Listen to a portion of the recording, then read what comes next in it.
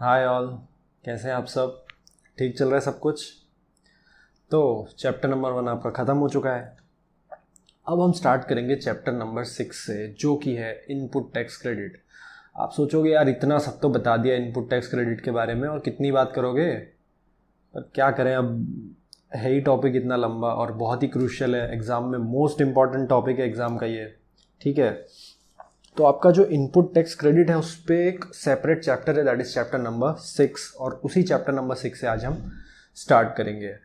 ये chapter start करने से पहले यूटिलाइजेशन ऑफ क्रेडिट का कंसेप्ट और इनपुट टैक्स क्रेडिट का जो भी बेसिक आपको पढ़ाया गया है वो सब आप अच्छे से रिवाइज करें और उसके बाद इस लेक्चर को स्टार्ट करें, ठीक है। Okay, so let's begin with the chapter. Yes, so let me introduce to you something new called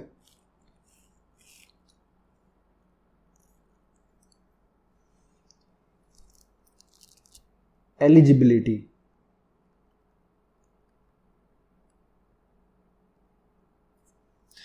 ये एलिजिबिलिटी क्या है फ्रेंड्स? इनपुट टैक्स क्रेडिट लेने के लिए you should first be eligible to take input tax credit. अच्छा, अब eligible कैसे बनेंगे? तो एलिजिबिलिटी की फर्स्ट कंडीशन है रजिस्ट्रेशन। मतलब if you are registered under GST तो ही आप क्या कर सकते हैं, इनपुट टैक्स क्रेडिट ले सकते हैं और आउटपुट टैक्स कलेक्ट कर सकते हैं, ठीक है। तो इनपुट टैक्स क्रेडिट आप कब ले सकते हैं? When you are eligible, when you are registered under GST, ठीक है। What is the second condition? So second condition is inputs slash input services slash capital goods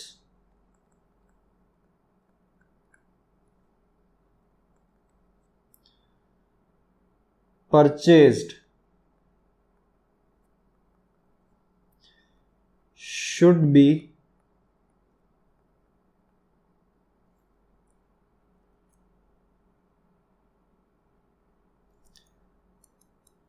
in the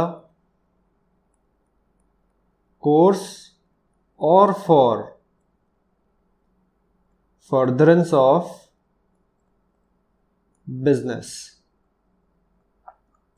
क्या है इस सेंटेंस का मतलब? जो भी इनपुट्स का मतलब होता है इनपुट गुड्स, इनपुट सर्विसेज का मतलब होता है अगर आपने कोई सर्विसेज ली किसी से, कैपिटल गुड्स का मतलब होता है जो आप बुक्स ऑफ अकाउंट में कैपिटलाइज करते हैं, एग्जांपल आपका मशीनरी, ठीक है।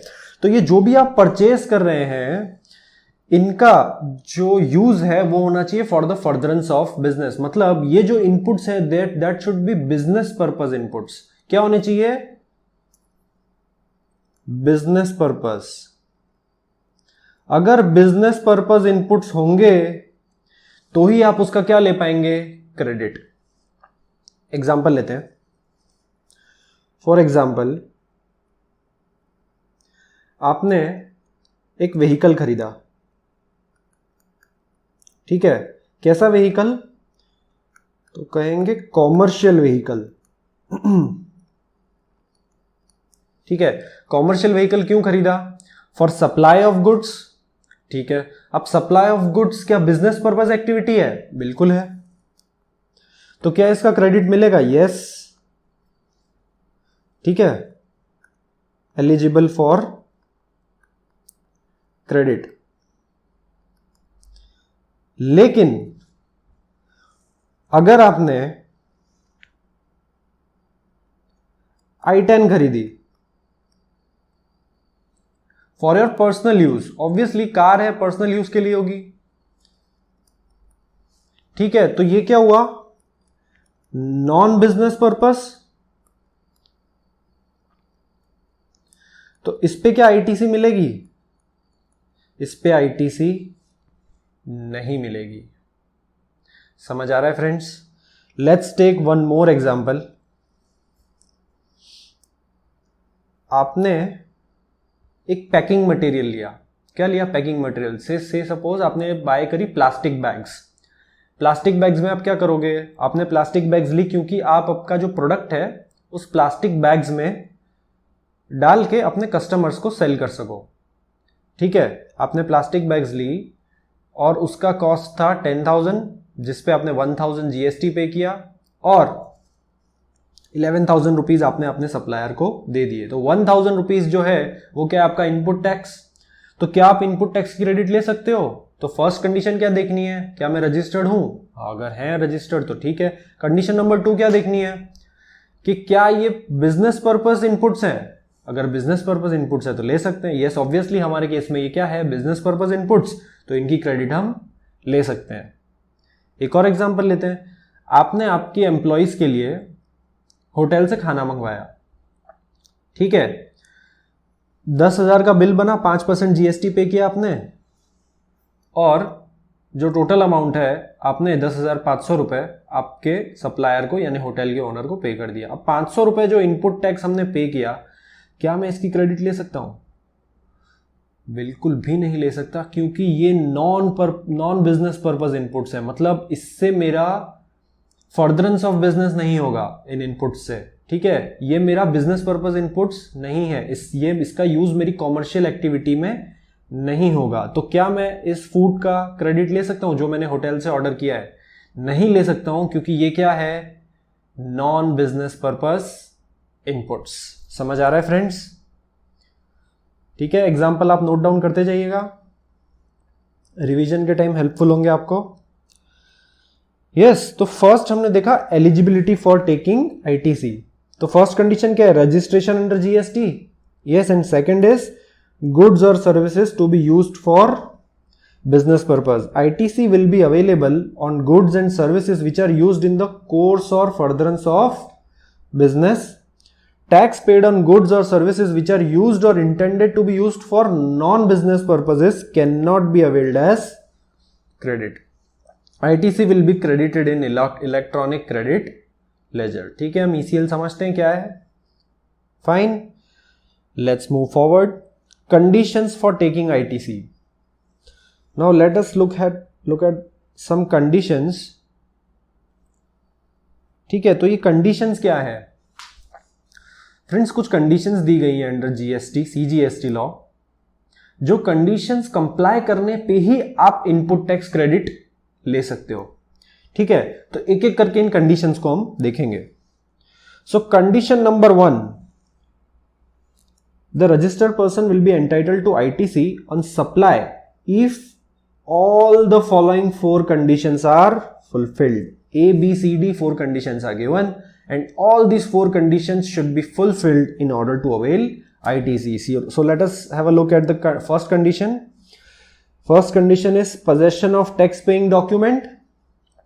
Tax paying document क्या होता है?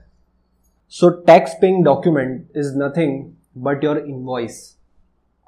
जो आपका सप्लायर आपको बिल देता है, इनवॉइस देता है, उस इनवॉइस को क्या बोलते हैं? Tax paying document. ठीक है, so you should be in possession of tax paying document to claim input tax credit. आपके पास बिल होना चाहिए, तभी आपको क्या मिलेगा? Input tax credit. So let's read it. ITC can be availed on the basis of any of the following documents. ठीक है, so various kinds of tax paying documents are given in the list. Number 1 is invoice issued by the supplier of goods or services. Invoice मतलब bill issued by supplier, जिसने आपको goods supply किया उसने क्या issue किया होगा? Invoice issue किया होगा। ठीक है, तो उसको क्या बोलेंगे हम? tax paying document. अब ये थोड़ा क्रूशियल है friends. Invoice issued by the recipient receiving goods और services from unregistered supplier along with the proof of payment of tax in case of reverse charge. Friends, reverse charge क्या होता है? थोड़ा ध्यान से सुनिएगा। चैप्टर नंबर 3 है चार्ज ऑफ जीएसटी, जिसमें हम रिवर्स चार्ज को डिटेल में डिस्कस करेंगे।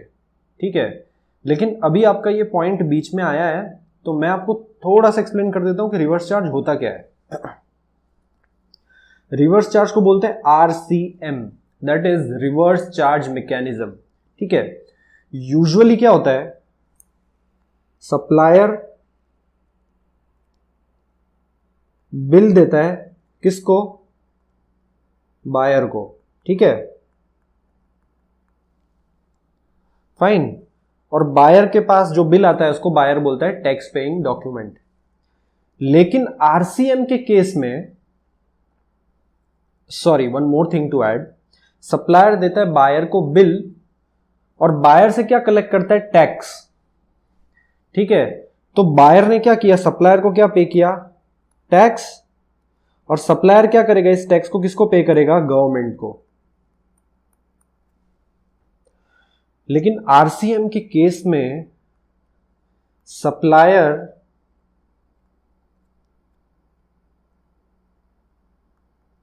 बायर से टैक्स कलेक्ट नहीं करेगा।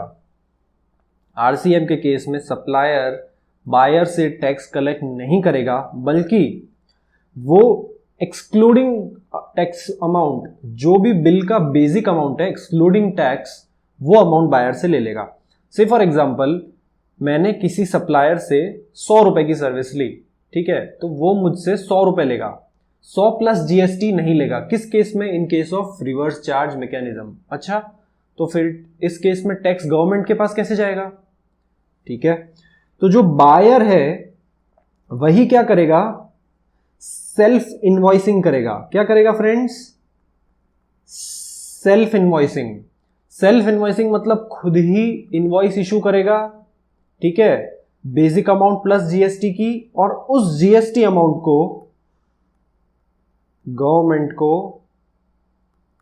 पे कर देगा। समझ में आ रहा है फ्रेंड्स?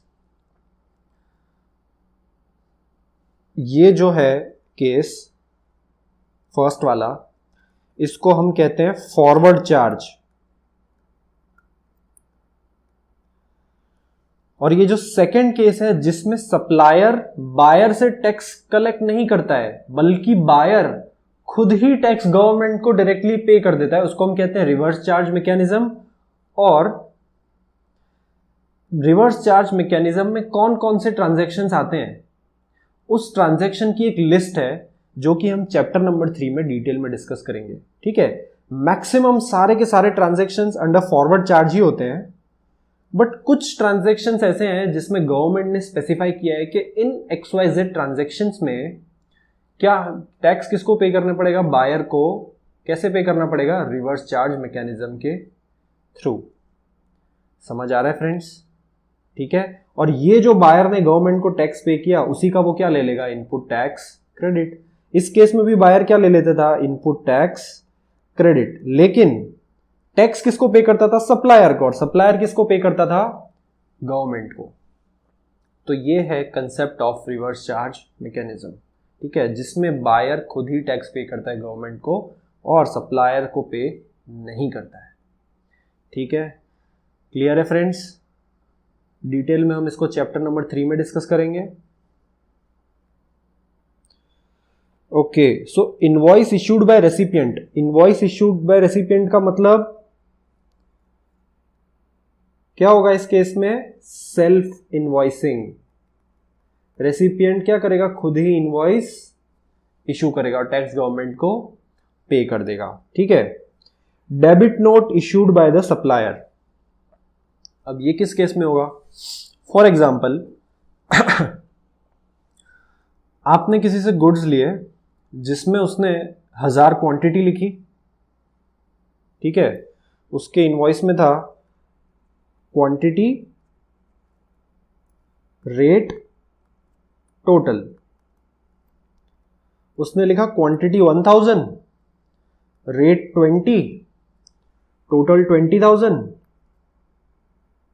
प्लस जीएसटी से सपोज आईजीएसटी 5%, ठीक है, 1000, तो टोटल कितना हो गया? 21,000। आईजीएसटी मतलब आप मान लीजिए मैंने अज्यूम किया है कि ये क्या है? इंटरस्टेट ट्रांजैक्शन, ठीक है। तो ये 21,000 का इनवॉइस मेरे पास आ गया, ठीक है।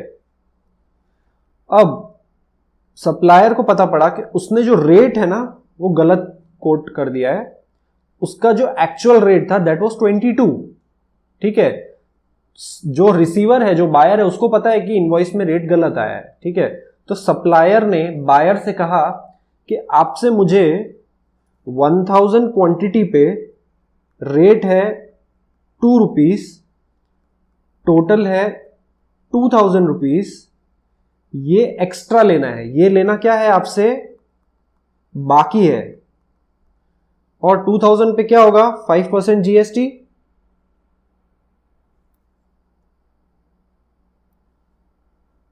ठीक है। 2000 पे क्या होगा, 5% जीएसटी, 2000 का 5% 100, दैट इज 2100। तो सप्लायर ने क्या बोला, मैंने पर यूनिट, मतलब 1000 यूनिट्स थे क्वांटिटी, उस पर पर यूनिट 2 रुपए कम चार्ज किए हैं, तो वो मुझे एक्स्ट्रा आपसे और चार्ज करने हैं। तो बायर ने बोला ठीक है। तो बोला क्या करें, इनवॉइस भेजूं? बोला नहीं, उसी इनवॉइस के रेफरेंस में क्या भेज दो, डेबिट नोट। तो ये जो डेबिट नोट होगा उसमें ऊपर वाले इनवॉइस का नंबर होगा प्लस 2000 रुपए का डेबिट नोट बनेगा अलॉन्ग विथ टैक्स। तो ये जो डेबिट नोट आया उसमें जो टैक्स है उसका भी आप क्या ले सकते हो, इनपुट टैक्स क्रेडिट, क्योंकि यहां पे ऑलरेडी 1100 आने वाला था, लेकिन मिस्टेक से इनवॉइस बन गया 20,000 का, जबकि बनना चाहिए था 20,000 प्लस 2000 22,000 का। तो डेबिट नोट इश्यू कर दिया सप्लायर ने बायर को और एक्स्ट्रा टैक्स कलेक्ट कर लिया, फाइन। तो इस केस में जो डेबिट नोट है उससे भी आप क्या ले सकते हो, इनपुट टैक्स क्रेडिट, ठीक है। पॉइंट नंबर 4 बाद में देखते हैं, पहले देखते हैं पॉइंट नंबर 5, रिवाइज्ड इनवॉइस। आपके सप्लायर ने आपको बिल दिया, ठीक है, लेकिन आपका नाम गलत, नाम तो नहीं, आपका एड्रेस गलत डाल दिया मान लीजिए, ठीक है, और इनवॉइस की डेट भी गलत डाल दी। तो आपने आपके सप्लायर को बोला कि यार एड्रेस भी गलत है, डेट भी गलत है, तो क्या करें? तो उसने बोला मैं इनवॉइस रिवाइज करके भेज देता हूं, ठीक है। तो इस केस को क्या बोलते हैं, रिवाइज्ड इनवॉइस। तो रिवाइज्ड इनवॉइस के बेसिस पे भी आप क्या ले सकते हो, input tax credit, fine. Bill of entry और similar document prescribed under customs act.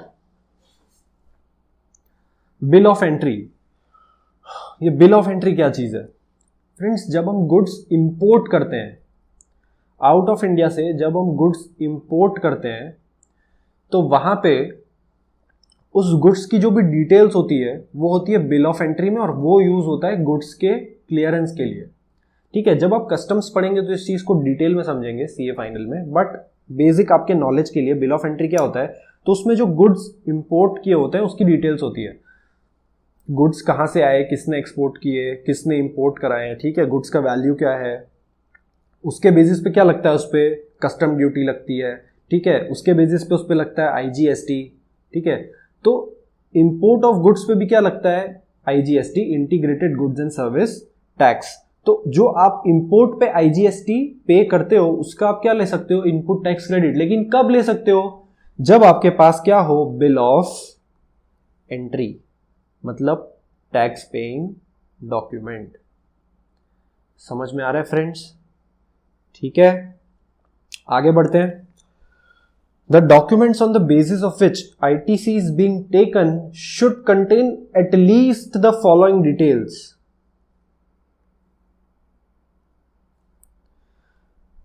जिस डॉक्यूमेंट के बेसिस पे हम इनपुट टैक्स क्रेडिट ले सकते हैं उसमें क्या क्या होना चाहिए, मतलब इनवॉइस में क्या क्या होना चाहिए। Amount of tax charge, obvious है, टैक्स कितना चार्ज किया वो तो होगा ही। डिस्क्रिप्शन ऑफ गुड्स, क्या परचेज किया। Total value of supply of goods and services, मतलब बेसिक अमाउंट प्लस टैक्स, क्या बोलते हैं उसको हम, टोटल वैल्यू। तो कितने, टोटल वैल्यू कितनी थी, जिस जो आपने गुड्स और सर्विस परचेज की उसकी टोटल वैल्यू कितनी थी। GSTIN of supplier and recipient, ये एक और नया कंसेप्ट है, सुनिएगा ध्यान से।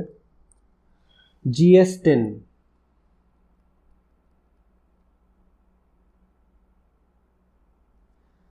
This is nothing but your GST registration number, ठीक है। This is 15 digit alphanumeric number 24 से सपोज ABB K1ZH।